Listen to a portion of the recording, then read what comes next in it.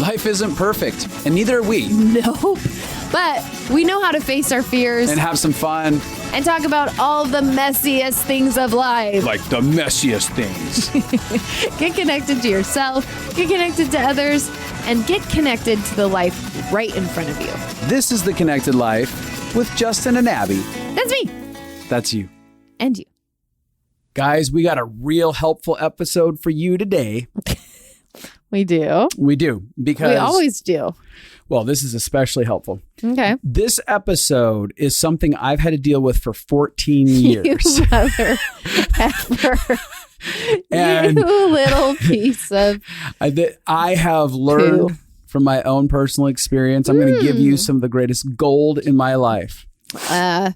Uh-huh. For those of you who didn't read what the title of this is, it's 8 Keys to Life with People You Don't Like. And by the way, Abby and I just recently celebrated our 14-year wedding anniversry, which for those of you who want to congratulate us on that. You idiot. I'm really excited about this episode. You know how we got this episode? How? You know that people can write in? Listeners like yourselves. Yeah. We had a listener write in and tell us about a scenario. Wait, what was her name? So, No, you know what? We're not going to usually. We said that we'd give credit to people. but this is a situation that they probably don't want credit for. They We're really going to don't. leave your name out of this one. Her but name is Sotria. Santrakatia. I don't even know what that is. Summertime. Anyways. Her name is Summertime. Summertime. Okay. So, but one of our valued listeners, such as yourself, who's listening to this right now, decided to take us up on our offer and go to justinabby.com and click on the Connected Life page and send in like, hey, help me out here. Yeah. My world's a mess. There's some giant jerk that I have to deal with all the time and I don't want to. In this case, the scenario was that it's like her brother's friend or girlfriend or something, or her brother's wife, or it's like somebody's cousin's sister. Like you can't get away from them. Right. They're there. They're not just going to disappear. They're like, the boss that you have to deal with or the fellow employee. The parent-in-laws, They are whoever it not is. going anywhere unless it's Your in a best body friend's bag and being husband. buried in your backyard. And her question was, how do you come alive and still be yourself and stay connected while you're around people? What do you do? What do you do if you're around these people all the time? You can't get rid of them. So we're going to answer. We got 8 keys to kind of answer how to navigate that. And yes, as we're going towards that, remember, we're working on the process of collecting people's suggestions on how to give away $1,000. There's going to be multiple giveaways in the coming months as we're working it out and collecting all of that. But you can go in and you can go to the Connected Life page on justinandabby.com and you can tell us who and how you'd want to give that money away to, why it's important. Yeah, we want you to dream about a fun way to give money to somebody. Yeah. Nominate it, and then we want to give you the money to give to them. And we're going to start doing a bunch of fun pay it forward conversations and things like that in the future as it comes up here. Yep. And with that said, by the way, we got some really cool things on the horizon right now. Signups for the Pathway to Freedom with Abby and Pizzi are happening. It's open. Yeah, we have we have a video on the Pathway to Freedom page that you can go ahead and watch, like people's feedback, just a few people out of so many that took it, sharing their experience. Pizzi had a call and we just cried. It was amazing. Yeah, I felt the emotions when I watched the video myself. So that's super cool. Make that happen now. Signups are open. And for those of you who have been listening for a while and been asking about our year-long life consulting masterclass, our second year is about to start up. We just sat down with our current class. Yep.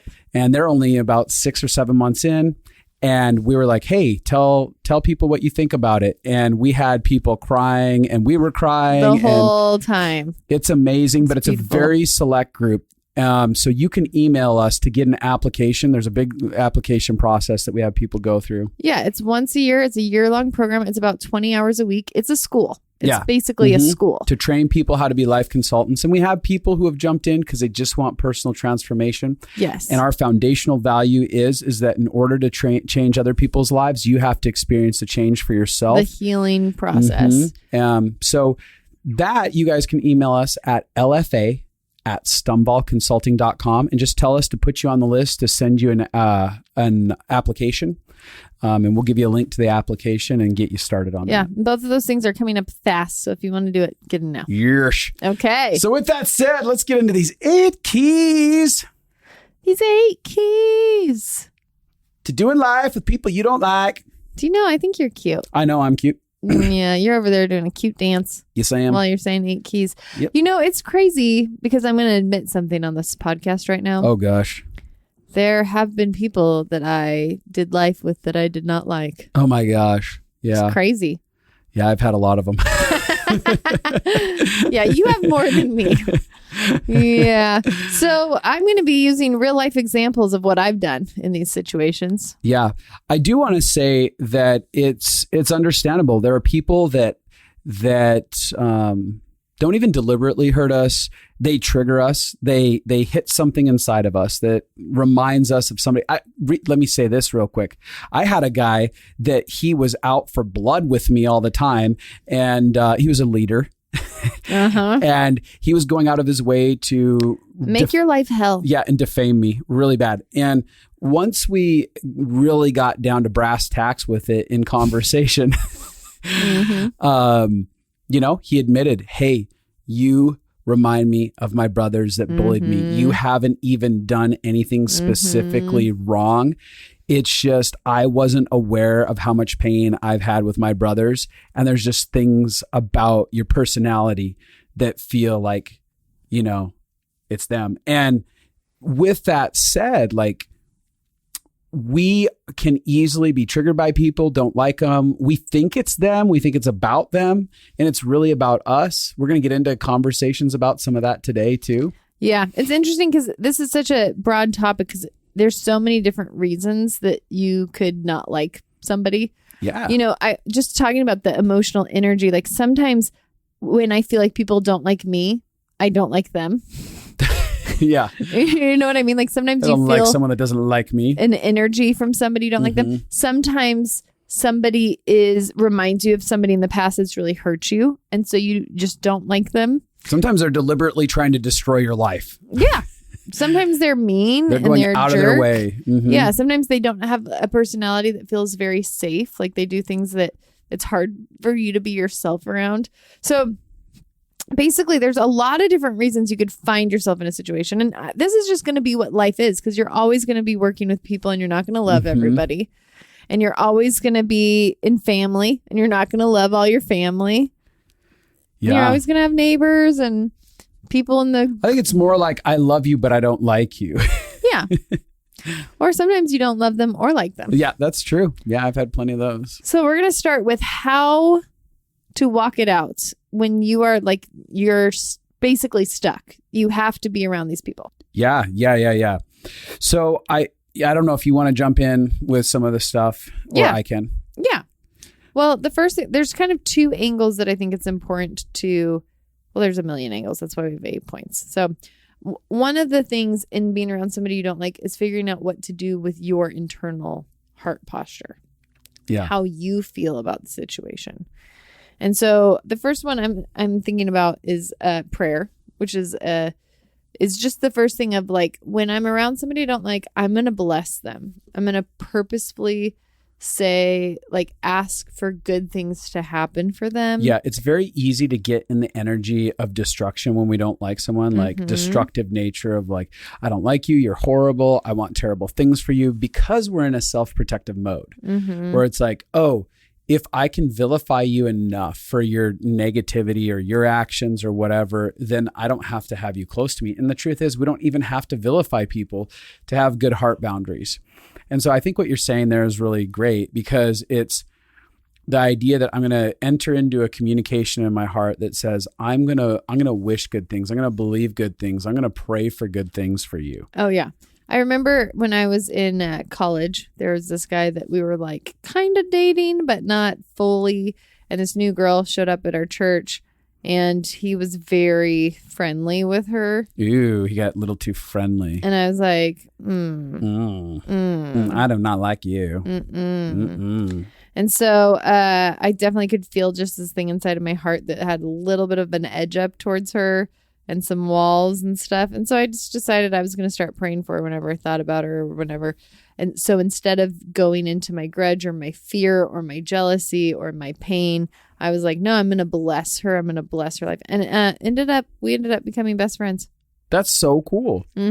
After a while, it wasn't like magically in a week it changed, but like it just praying for somebody for good things to happen to them keeps your heart soft, keeps you out of self-protection and judgment and fear, and it allows love to be what you're more connected to love than fear. And I think that that's a big thing in being around people that you don't like, is remembering to stay connected to love and not fear. Right. And so even in the concept of praying for someone, we're actually connecting to the reality of their humanity, right? We're humanizing this person. This person isn't, again, some wild villain on a cinema screen, it's just another human, and they have feelings and they have pain, and we're going to get into further stuff about that. But I love that. There is another point that's a really cool thing called, there's this clearing method.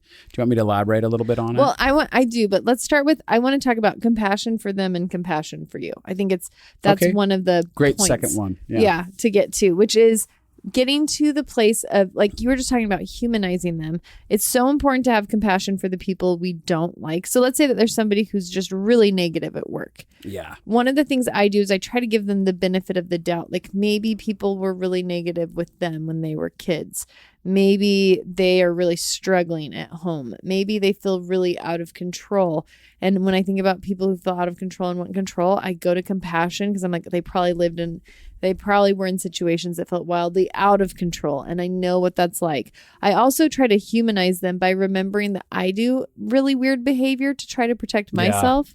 Like I have areas that I have hard walls, or I have areas where I go into control to protect myself. And most of the ugly behavior I do is me protecting myself. Yes. Most of the bad energy I send off is a trauma response, is a trigger response, is a pain response. And so when we're living in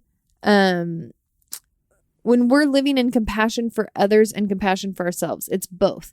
It's so when somebody's doing behavior, like there's this person and they are so black and white that I'm around, and it's hard to be around them because I live in the gray so much, in nuanced situations and understanding. And so what I have to do is I have to be like, okay, I have been black and white before in my life. And I was doing it because that felt safe, to feel like there's a right and a wrong, and to feel like I'm surely the good person and not the bad person. And I've done that before.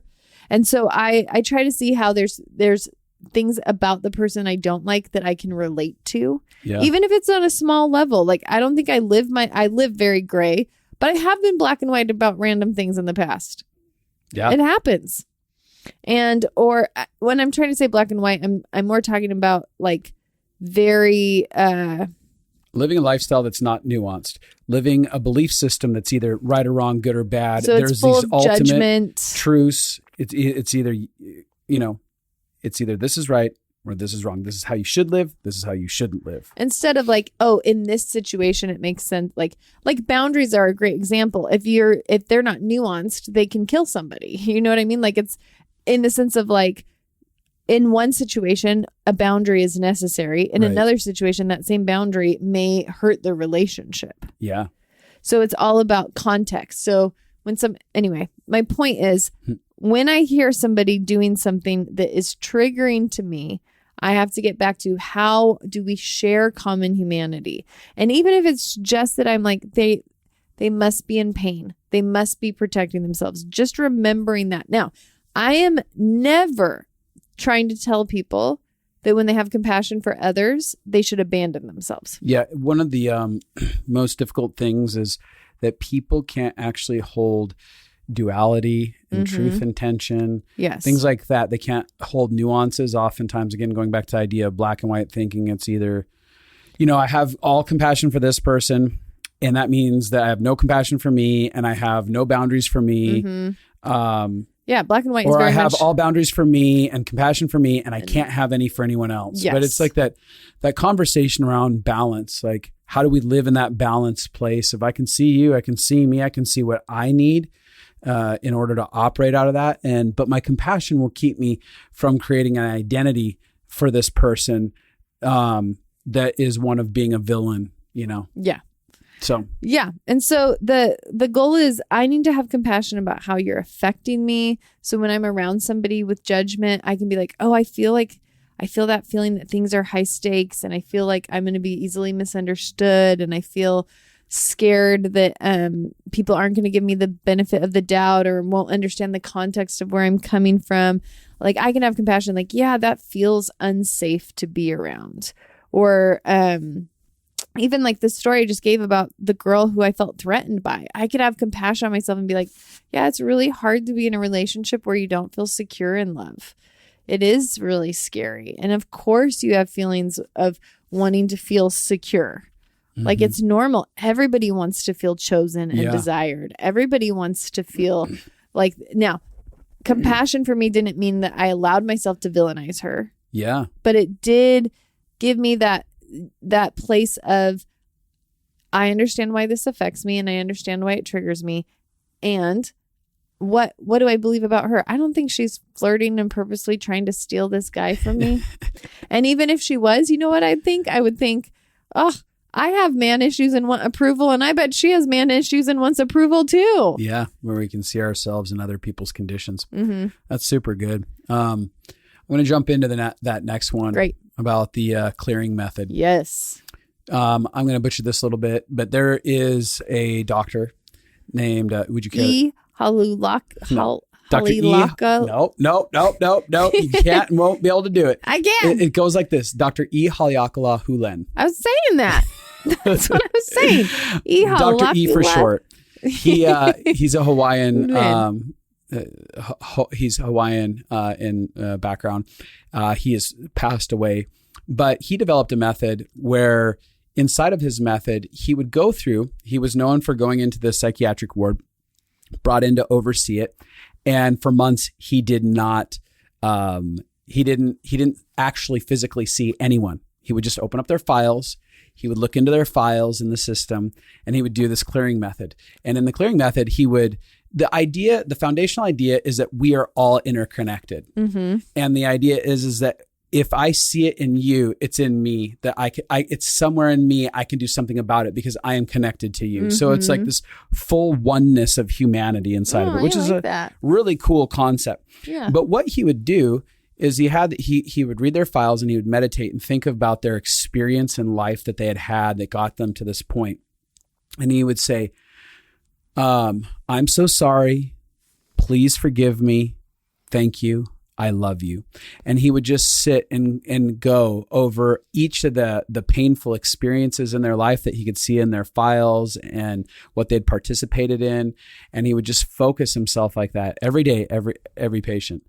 Eventually, everyone gets healed in the psychiatric ward. Psychiatric ward. Totally.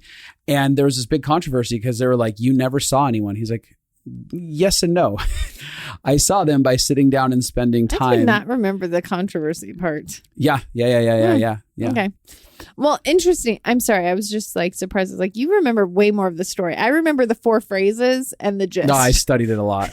I went back and forth. I watched videos from him and stuff. I loved it. I loved it because I don't know how deep I believe in some of the depth of how he's gone into his process. But the truth is that there was something that happened inside of, I'm sorry, please forgive me, thank you, I love you, is attunement and validation. When you're considering the fullness of someone's life, their messiness, their destructive tendencies, what got them to that place, you are getting to a place of full love. You are taking ownership for the pain that they've had in their lives. I'm not saying taking ownership like I inflicted this. It's, oh, I see something inside of you, and I'm going to step in with the authority of love, and I am going to, on behalf of the people that have hurt you, I am sorry. Please forgive me.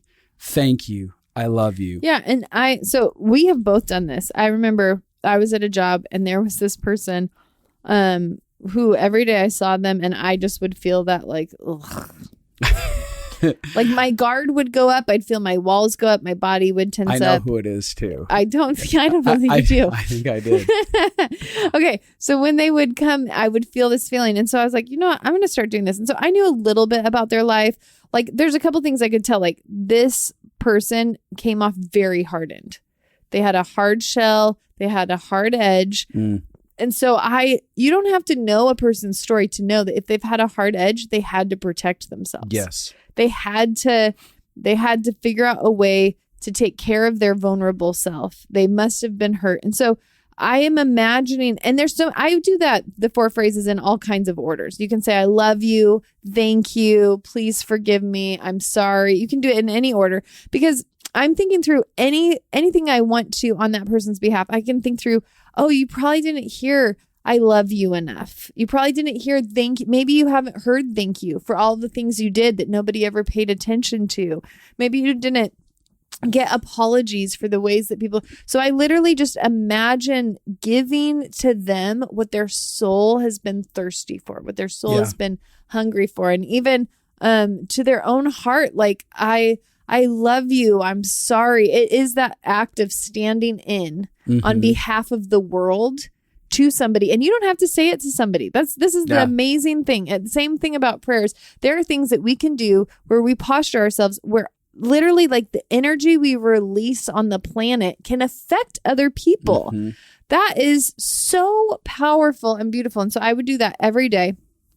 And she ended up softening towards me so much. She ended up melting in and becoming like a little sweet little kid and invited me into her world, all these places. And she still had this hard edge with a lot of people. But like I became one of the people that she was really kind to and ended up like doing a lot of things for me. So I knew that I postured my heart towards her in a healing way. Yeah. And there were places that I saw her actually soften and engage other people as well. Well, here's what I want to say. So for those of you listening who hear something like that and you're like, oh, that's foofy, it's all BS. Okay, fine. You don't even have to believe that it works. But what it does is it refines something inside of you to actually be meditating, especially if you have someone that's constantly in your world. What it's going to do is going to create a constant meditation on, I'm sorry, please forgive me. Thank you. I love you. These are phrases and energy and truth and the nature of God that you're beginning to manifest inside of your heart. It's changing the foundation of your being. It changes how you show up around them. Absolutely. So what you at least get to do at the end of the day is you get to go, I can, even if I believe this is foofy, I am not going to be powerless to this person's mood, this person's reactions, actions. I am going to be a very powerful person and be better off because I encountered them. Yeah. Because of how I chose to show up with them. And it keeps you centered on compassion towards them. It keeps you centered in softness. And it also connects you to the divine need that we all have. We all want to be seen. We all want to be heard. We all want to be forgiven. We all want to be loved. We all want our pain to matter. Yeah. And so when we engage in that, we not only engage in it towards the people we're looking at, but it also like feels good to your own soul to engage in a piece of the unconditional loving heart of the Father. Yeah, absolutely. I think I had something else on that I was going to say, but I have now forgotten it. Goodbye, train of thoughts. Just chugga. Well, with that said, I want to talk about another one. Okay. Because these people who come into our lives, you know, they're actually there in our life to reveal and to heal something. I think that people are brought through our past. I mean, we can decide that they're going to just destroy us. Yeah.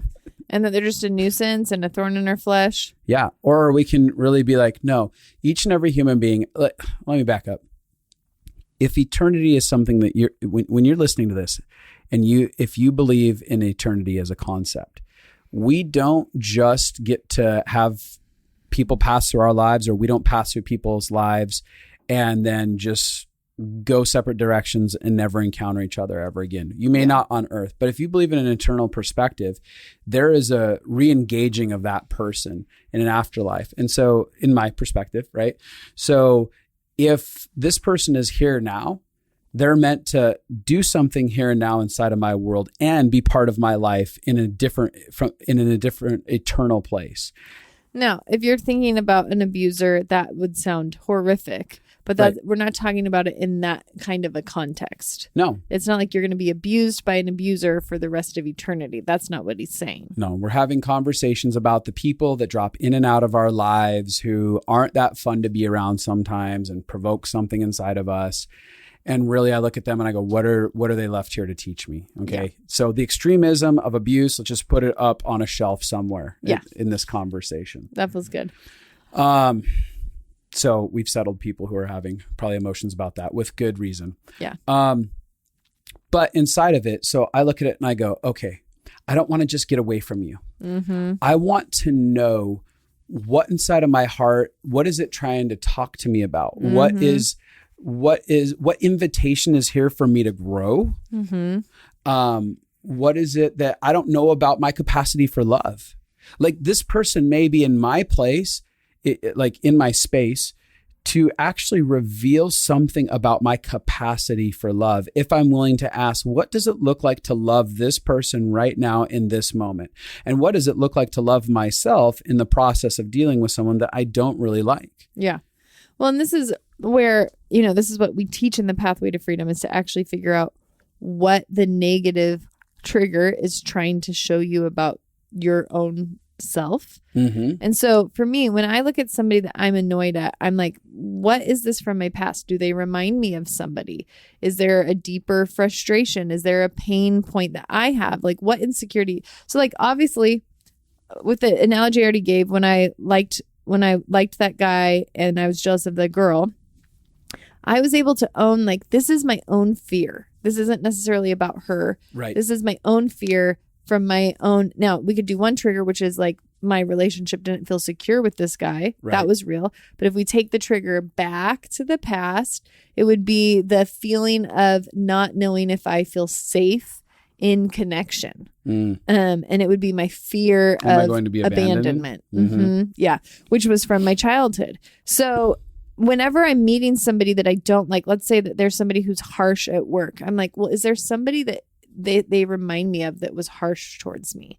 Is there somebody that, is there a thing about the thing that doesn't feel safe about them? What is this showing me about my past? Like, what is the pain that it's meant to bring up? Because when pain gets brought up, we get to validate, heal it, reparent it, take care of it. All those things we go into much deeper in the Pathway to Freedom of how to do. But the goal is that we can actually, when pain comes up, we can allow it to liberate us from the pain we've been carrying that long, instead of us just having to hold on to it. So I know that there are times where there's this one person that I feel really unsafe around. And so I have had to go into my mind and be like, okay, why do I feel unsafe? Okay, well, this person does this when they get really angry, they become a different person. Why does that scare me? Oh, because I grew up and my mom could be two different people. She could be really nice on one hand and she could freak out at me on the other hand. Well, that felt really scary. So when people's whole personalities change, it feels a lot like my mom. So now when I'm around this person and they shift and their mood shifts, what it would be easy to do is villainize and be like, oh, I'm so frustrated at them. They're not safe. I don't like it.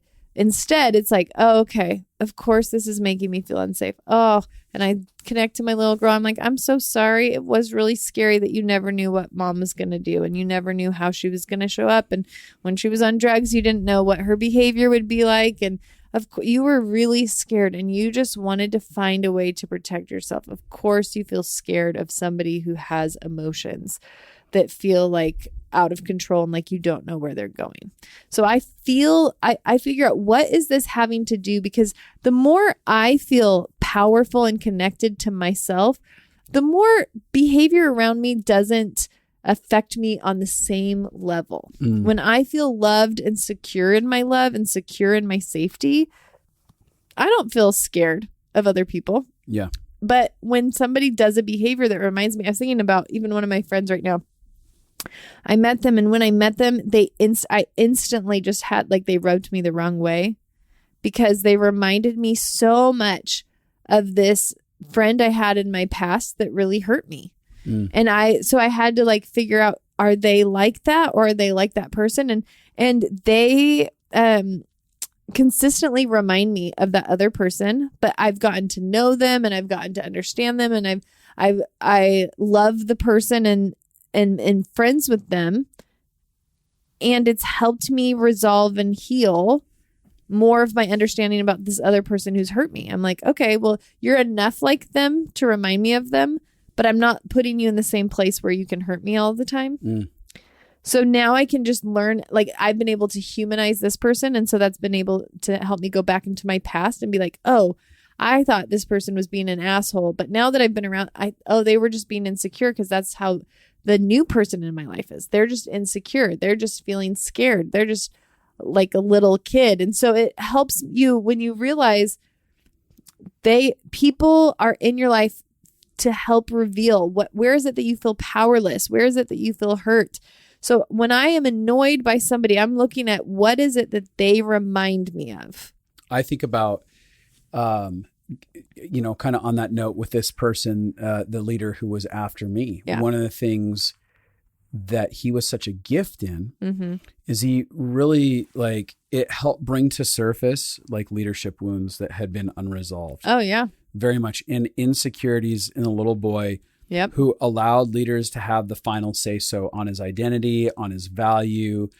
And I had to really sit down. I remember I went fetal in that season. Yeah. Where I was like taking baths all the time. Well, he really went after you. So yeah. And you were young and he was old and a leader. So yeah. And I was like, okay, it's not about me just surviving through this. I have to get connected into, why does this person's actions get to take me out so much at such a deep level? Yeah. And so one of the things is it became an invitation to heal leader wounds. And I started telling Justin, like, Justin, it's okay that this leader looking at my history, it's okay that this leader didn't understand you. It's okay that this leader, like, it didn't mean you were passed bad. Judgment on you. It didn't mean you were bad. It meant this says something about them and how they respond to life and their lack of understanding love and compassion. And, as I went through that process, something started getting restored inside of me. And by the end of that process, I finally came into my own as a leader. So all of a sudden I went from this hierarchical structure of like, leaders are above me, I'm below them, to like, I'm a peer. I'm a face-to-face peer. I am another man, another human being. Yes. There's no one above anyone here inside of this space. And they have an opinion, and that's okay, because now leaders' opinions of me are no longer defining me. They're not your God. No, they're not my God. Yeah. I got into getting real definition from my actual God, my creator. Between him and I, we sat down and worked through till it was like, Papa God, do you love me? Do you think that I am enough? Do you whatever? And I started getting the resolution. So I am deeply thankful for this man in those ways. Yeah. I mean, you dramatically changed. It actually broke you out of insecurity. Massively. And we're all powerful. And so when things happen against us, they can actually happen for us. It freed me from my hell. Yes. Yeah. And I show up inside of conversations with leaders without an edge, without weird energy or anxiety. I'm just like, hey, what's going on? Yeah, you're powerful because something began growing you up in that. Yeah. Yeah. People are in our lives to reveal past wounds, past beliefs that are wrong. You believed that you were little and insignificant compared to male authorities. Yeah. And then you changed that belief and were like, no, I'm a powerful man and my voice matters. And you believed that you were bad if somebody didn't understand you. And then you learned like, no, I can understand me and I can know my heart was good. And I don't have to allow accusation. The voice in your childhood, the voice of accusation won. Yes. And you got to choose in that moment when there was hard behavior with this guy. I'm not going to let the voice of accusation win. Yeah, I was done with it. So now this leads us to the next step, which I think is really good, which is what boundaries do you need to have? Yeah. So it's this idea of I get to reparent myself. So they might remind me of my mom that I had no boundaries with. Yeah. But I don't have to be boundaryless now. I don't have to allow people to talk poorly to me. I don't have to. And so like in that process, you realized that it triggered your own pain from past leaders. Mm-hmm. You went on your own healing process. And then you sent back an email where you had a voice and set boundaries. Well, let me say two things. One, my first boundary was an inner heart boundary that said I will no longer allow male authority leaders to define my identity. Yeah. Period. My value, my worth, whatever it is. So that was the first internal boundary. My next boundary was, hey, I'm not going to allow you to just accuse me and levy these accusations against me without being challenged. So I'm actually going to hold you accountable. I'm going to call you out for how you've behaved, how you've approached this entire situation.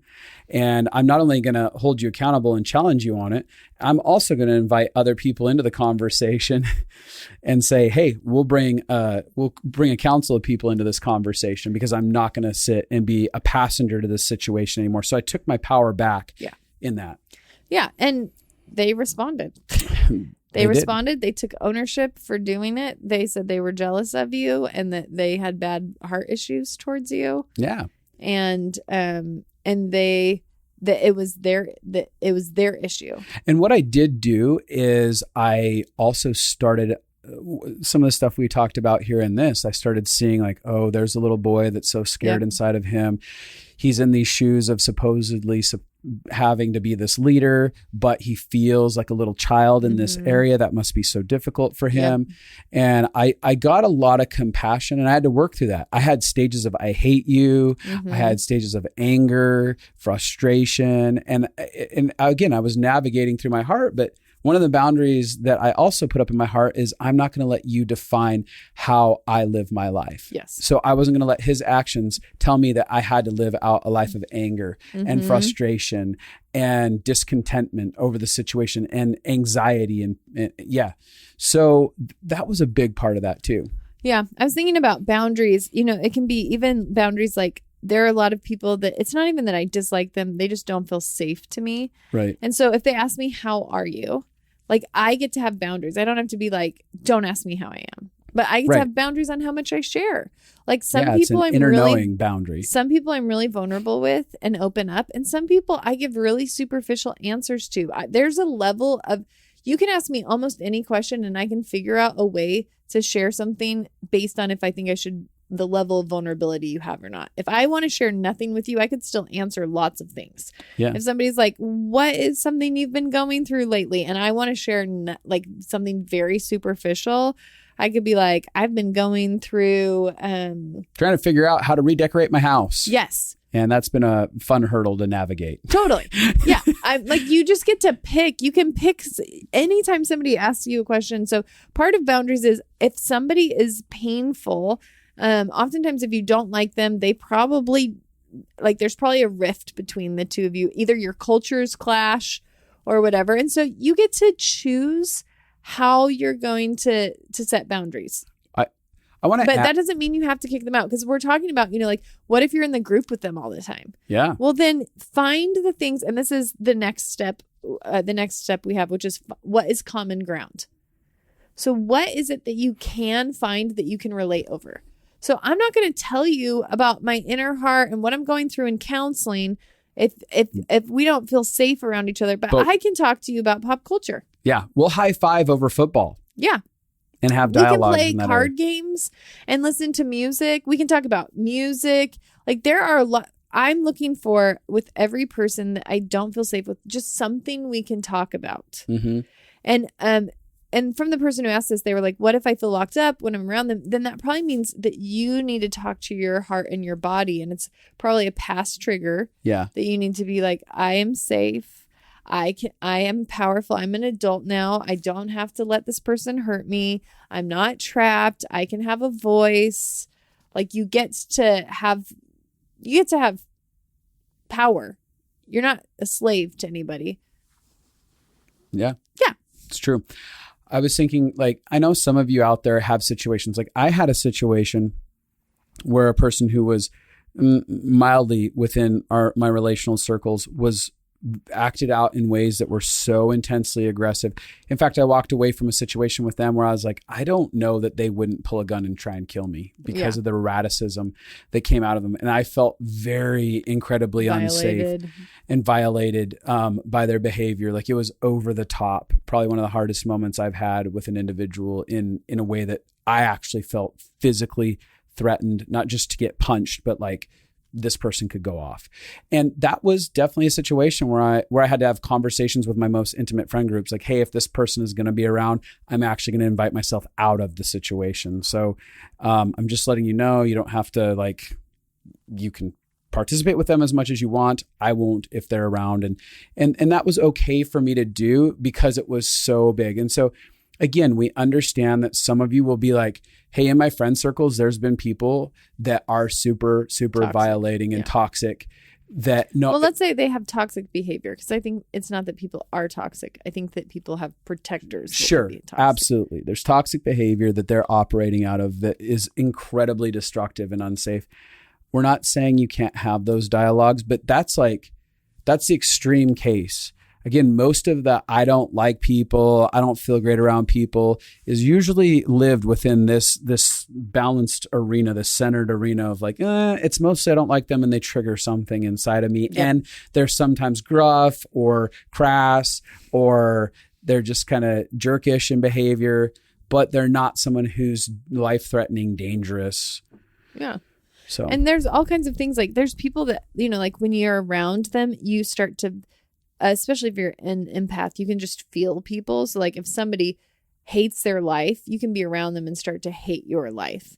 And so you can decide how often are you going to be around that person? Yeah. And let's say it's my brother's wife. Yeah. And she's hates her life. And every time I'm around her, then I'm going to probably have a conversation with her. Like if it's somebody that is going to be in the family forever, we're going to have a conversation. Going to have some hard talks. We're going to have one or two talks where I do it in a vulnerable, compassionate, gentle way. I'm realizing that sometimes it's hard for me to be around because it feels like all we communicate is about how hard life is. And I recognize that I end up feeling like I can't remember the things I'm thankful for and grateful for. And it feels really heavy. And so I'm wondering if when we hang out, we could keep conversation on a more positive thing or light. I'm just recognizing that I can't. So you can have a conversation like that with somebody. There is conversations where you can say, you're going to have to be, sometimes you're just going to be around people less if they don't feel safe. If you can find a common ground, it just depends on the person, how much of a common ground you can find with them.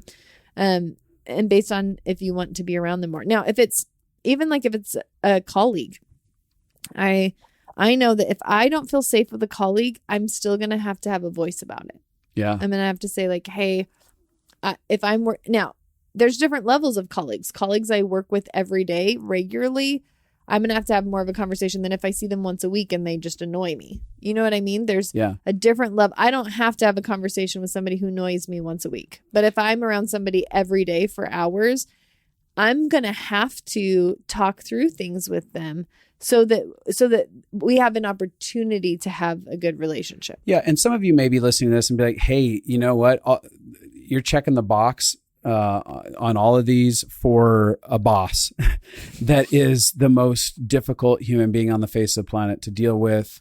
I can't imagine going and having a direct conversation. There are some conversations that you may have to risk throwing a grenade at, and having vulnerable. I'm not talking vulnerable like I'm telling you about all the pain in my life. It's just, hey, I might have to go to my boss and be like, hey, sir, I find that it's really hard for me when we're having these types of exchanges and stuff. I want to show up as a great employee. I want us to have a good working relationship.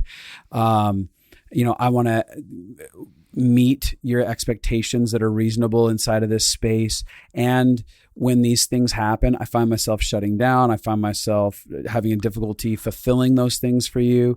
Can we try and find a way to relate differently in the way that we exchange, And some of you might be like, well, I could get fired. Yeah, you could.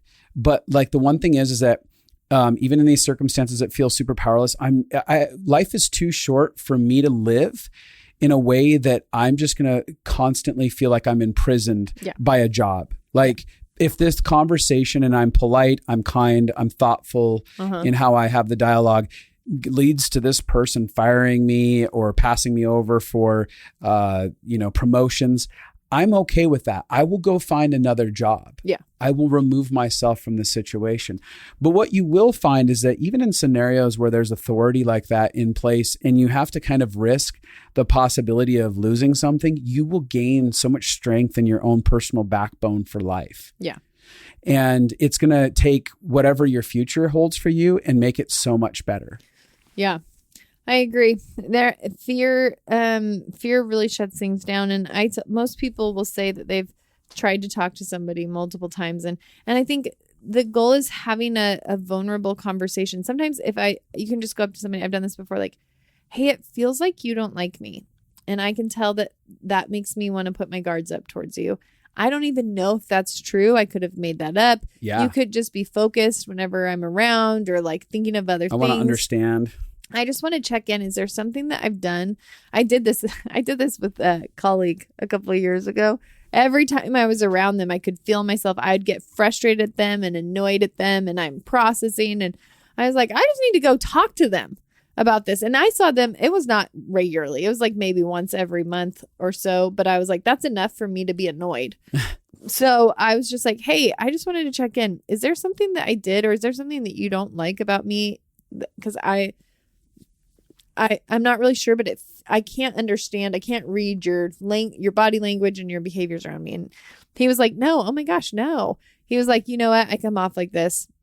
My wife says I'm an 8 and I come off really intense and really like I'm focused on my head. And then he was like, and you have a very like empathetic personality. And I have a really hard time with people who are affectionate and empathetic because that feels really hard for me to receive. And I think it's fake. And I don't think that you're fake, but I just naturally get triggered by people who have affectionate personalities like that. And he's like, but it's something that I'm working on and wanting to like grow for. And I don't actually have a problem with you. I don't have anything built up against you, And then I've done it before with people where I'm like, hey, is there something between us? It feels like there's some tension. And people will be like, yeah. There is. You did this thing and I felt you did this and I felt like it was because you didn't care. And oftentimes there's miscommunications for why people just don't like each other. Yeah. Like there's just hiddenness. And so I really believe in having a conversation and checking in. That's one of the safest ways when you just feel like you're frustrated with somebody or you feel like they're frustrated with you, to just have a conversation like, hey, is there something in between us that I'm not aware of? And what you're talking about is investigation. Mm-hmm. I'm really coming at this with an investigative heart. I'm wanting to believe the best about you inside of this situation. I'm wanting to give you the benefit of the doubt inside of it. But I do want to, explore. And it's really cool because like you said, sometimes people will be like, yeah, I've been hurt 5 years. Oh my gosh. Yes. I'm so sorry. I don't know why you didn't feel like you could come to me. Let's explore that. And I would really like to figure it out and find resolution. It's interesting to backpedal just a little bit. I've actually had people confront bosses in investigative ways and vulnerable ways, bosses that normally people were like really scared to have dialogues with.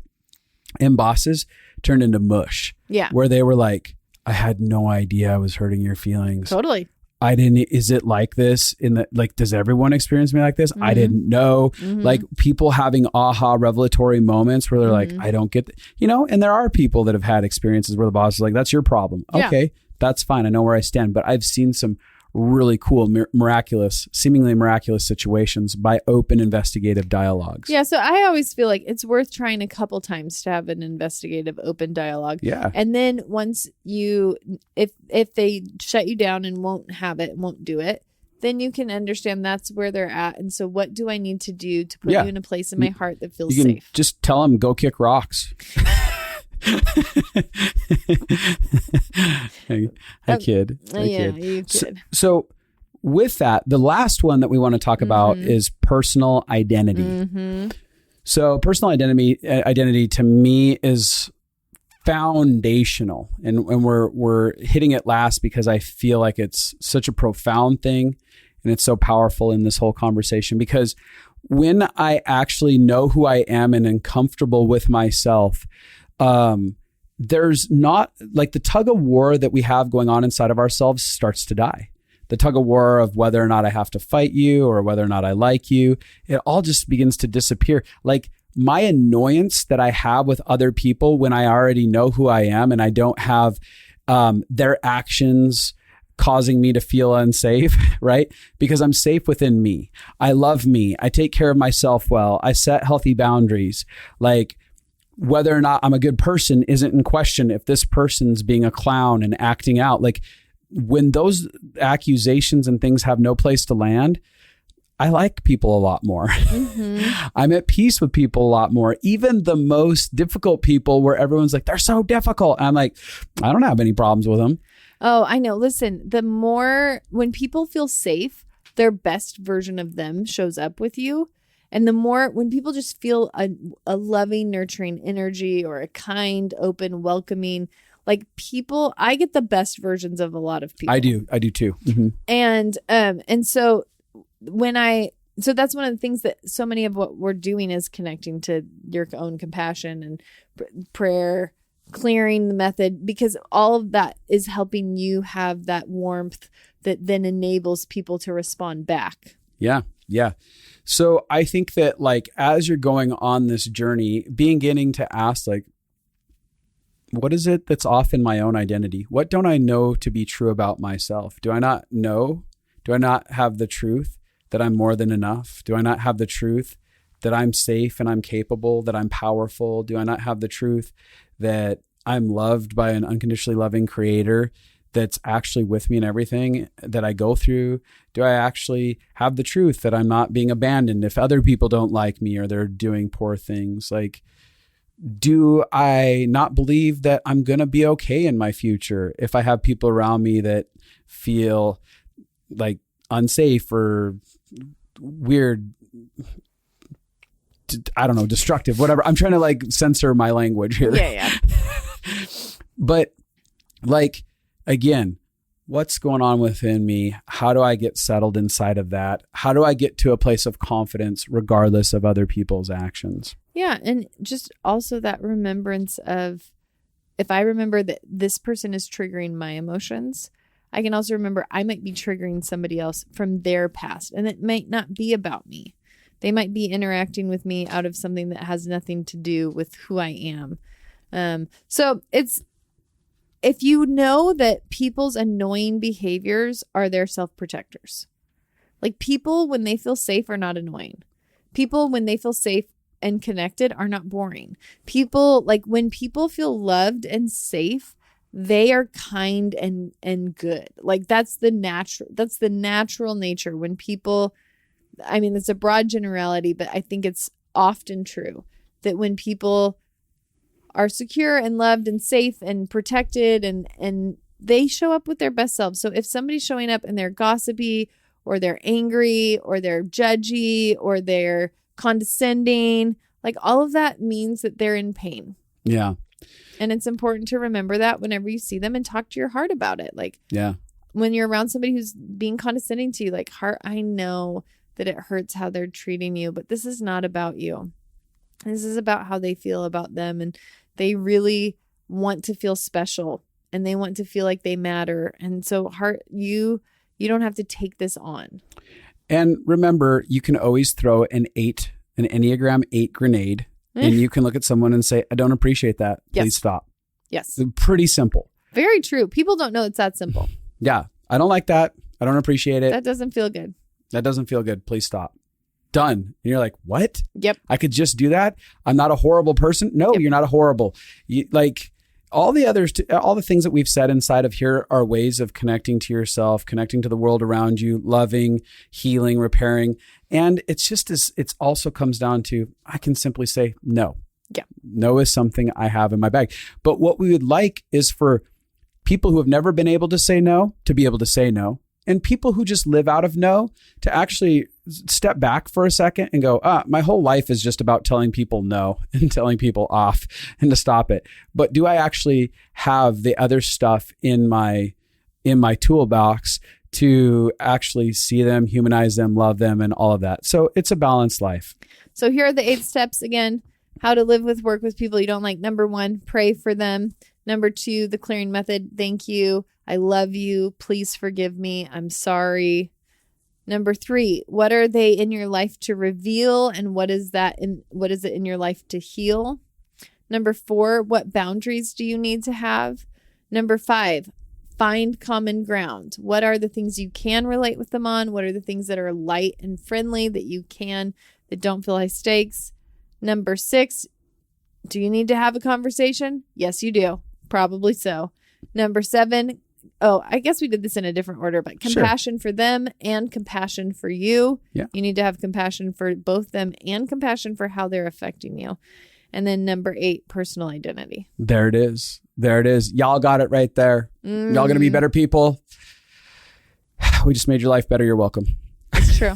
It's very, very It true. takes practice. Let me tell you this as we log off on this whole conversation. And I do all these steps, honestly, typically with one person.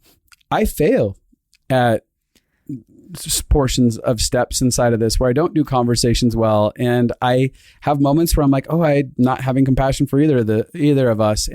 But I'm always drawing myself back to these very powerful concepts to help lead me through my life and liberate me into the love that I was designed for. Yeah. So with that said, Justin and Abi, that's abi.com. Go there, sign up for the Pathway to Freedom. Send us an email at lfa@stumvalconsulting.com to get on our list to apply for Life Consulting Masterclass this year. And share this with people who need some help dealing with people they don't like. Get out there and share it. What do you feel like they'd be offended if somebody shared this with you? Here, I don't like you. Listen to this. Just kidding. You share it for your friend because you're like, hey, I've heard you've been talking about this person for a long time. This may help you out with that person that we all have a problem with in our friend group. You know that one aunt we all hate? Let's have the whole family listen to this. Anyways, thanks for spending time with us. We like you guys. Yeah, we like you. Go away. Goodbye. Bye.